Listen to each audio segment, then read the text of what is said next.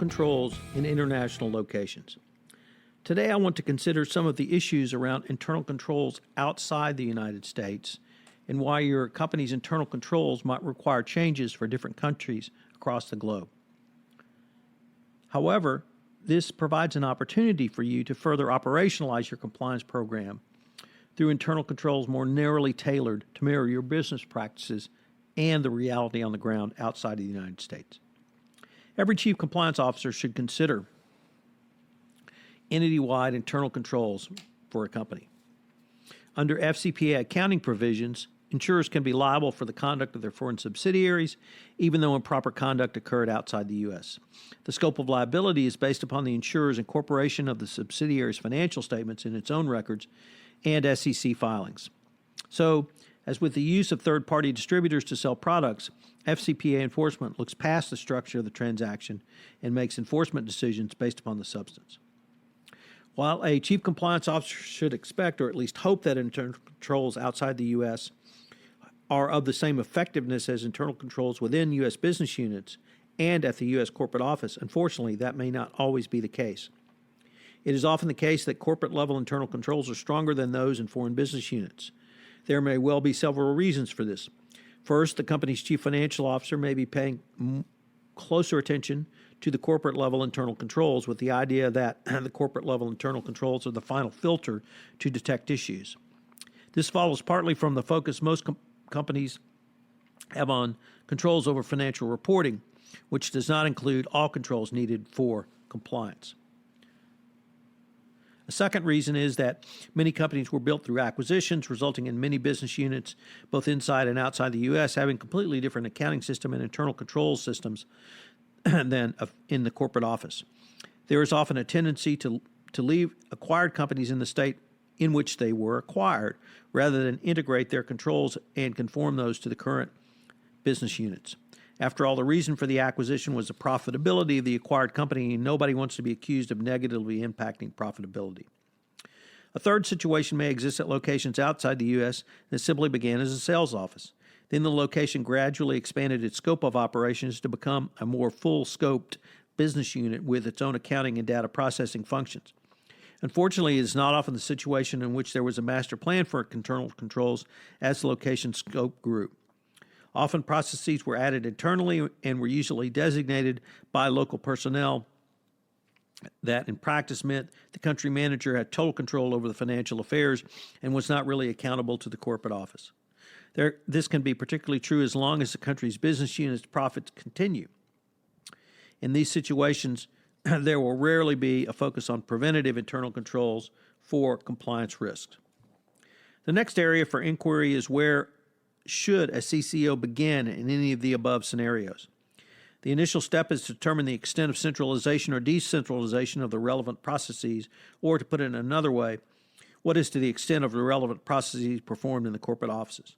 In some companies, it is common, for example, to have all vendor invoices paid from the corporate office. In other companies, the corporate accounting function only aggregates the information received from business accounting units. This translates into a varying analysis of risk regarding locations outside the United States, depending on the degree of accounting decentralization. A good starting point is to determine the extent to which financial statements of business units outside the U.S. are reviewed and analyzed by the corporate accounting functions.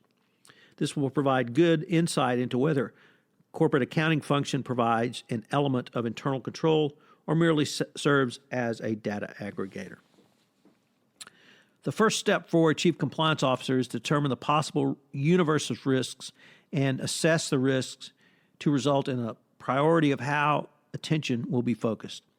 One useful approach is to perform a location risk assessment where the purpose is to capture in one place, each location outside the U.S. where your company conducts business, and to assess the compliance risks posed by the nature of the operations at each location. Once the risks at each location have been properly categorized, then you can prioritize your approach to dealing with those risks. Obviously, this speaks to the need of risk assessment, which is hallmark number 4 in the 10 hallmarks of an effective compliance program. It's also more greatly specified in the evaluation of corporate compliance documents released by the Department of Justice in February. So the risk assessment can perform a variety of tasks, but the location risk assessment allows you to specifically focus on internal controls at a location outside of the U.S., and there can therefore be a very powerful tool. So what are today's 3 key takeaways? Well, number 1, while this might sound counterintuitive, I've really come around to believe that modifying your internal controls can work more fully to operationalize your compliance program. So the example I gave, that you may have to have different controls in a high-risk country or in a geographic location outside of the United States, may actually provide greater operationalization and more effectiveness around your compliance program. Number 2, check the effectiveness of your internal controls for international locations. This is particularly true when you engage in an acquisition, because, as I noted, one of the reasons you acquire a company is its inherent profitability or the product or services it has. And you may not want to really try to disrupt that, yet you will need to check the internal control protocol. And finally, revisit your internal controls when a country or region experiences large growth or other disruption. I often point to the example of Eli Lilly, who got into bribery hot water with the SEC in Poland. Well, one of the indicia of that something was askance was that through bribery of one head of a provincial health service in the province of Silesia, it led to an explosion of growth of Eli Lilly's products and services in the country of Poland. And not only did Silesia become the highest grossing province for the country became the 3rd highest grossing country in their European country geographic region. So when you have a high growth like that, it may mean your internal controls have lagged behind. I hope you've enjoyed day 4 of 1 month to better internal controls, and I hope you'll join me tomorrow for day 5. This is Tom Fox again. Hope you've enjoyed this episode of 1 month to better internal controls. If you've listened to this podcast on iTunes, I would greatly appreciate it if you would rate this podcast, as it would help in our rankings. The word out about the only 1 month podcast series, which enables you to design, implement, and enhance a better compliance program.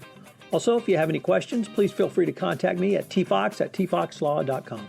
This is Tom Fox. Thank you very much for listening, and I hope you will join us again tomorrow.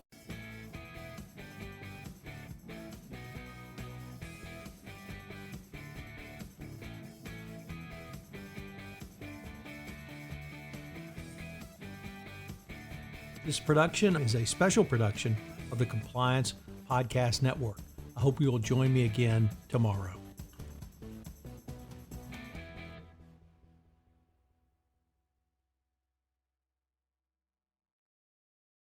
This podcast is a part of the C-Suite Radio Network. For more top business podcasts, visit c-suiteradio.com.